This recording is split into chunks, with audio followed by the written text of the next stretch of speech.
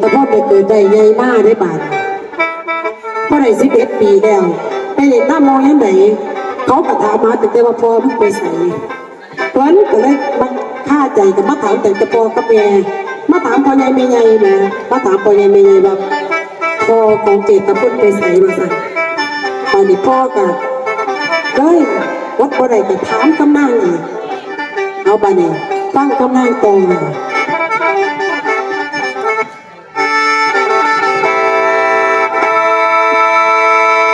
ละพ่อยังมีใจคงคอยอยากโอเลี้ยงหลานเกิดมา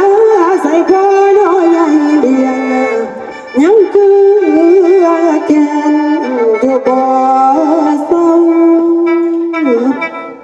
เจตบนเลยเจ้าคิดบังเล่ตั้งแต่พ่อใหญ่เจ้าตั้งไม่ใหญ่นกพองมายังบ่มีปัญญาโอ้เรื่องราวให้เขาเจ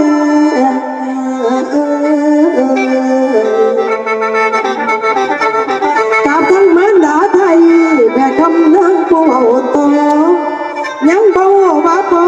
ผู้ที่บังเกิดเก่าของทางนั้นเป็นไผคือว่าพ่อแม่ไทยได้นอนอยู่เดียวได้บ่เคยมีใจใดมาหวังเตียงเฮียงสอนบ่เคยนอนน้ำสู้เอาผัวสู้สับจะเจือนอนผู้เดียวอยู่แหล่บ่เคยได้ว่าแต่งดอกมือบ่เว้นแต่นี่พ่ออยากท้องเกิดท้องป่องมา3 เดือนเวลาเกินไกลมาประสูติปุ่มมันหน่อย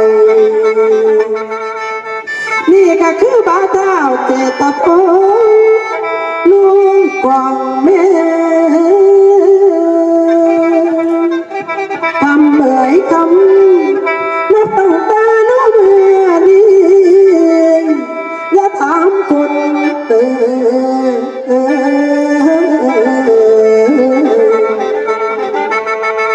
แม่นางอย่าถามคน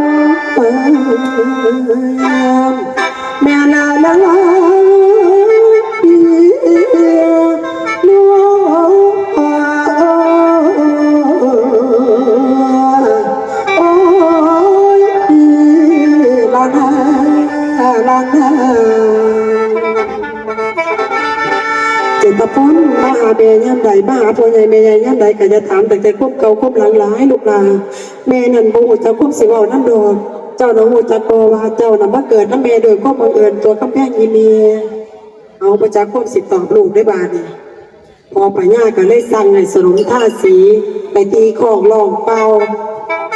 107หัวเมืองอันเมืองอุบลก็มาอันบ้านน้องเลื่อนนี่ก็มาจักสิมีผู้ไปบ่ตีกองลองเป่าหาสร้อยจักรันให้เจตพลอยากเอาเป็นผู้เอาสมีสักวันมาในอาจารย์นักดนตรีเขาเอาจัก2 ก่อนก่อนอันคุณพี่หาอันห้อยกอดผู้หยอดรวยมารับไปเพิ่นในเนื้ออันคำนางศิลป์มักตัวเขาว่าสัตว์ได้ยินว่าอีเมสุพรรณบดินทร์เล่ามักว่าสัตว์ไปไซเรากระล่ำเรากระจำได้ว่าสันแม่เอ้ยมาฟังนำกันเด้อมือนี้จักหน่อยจังไปโดดวิญญาณเป็นบ่คะสิไม่ไก่เฟ้นอันขอพูดหลายๆกระไดบ่ได้กล่าวเอาก่อนหลังขอพูดหลายๆพอมามหาเนี่ยกากบ่ได้มาหาเนี่ยบ่ได้มาหาแนวมอนขอบคุณค่ะขอบคุณสำหรับกำลังใจครับได้ใจได้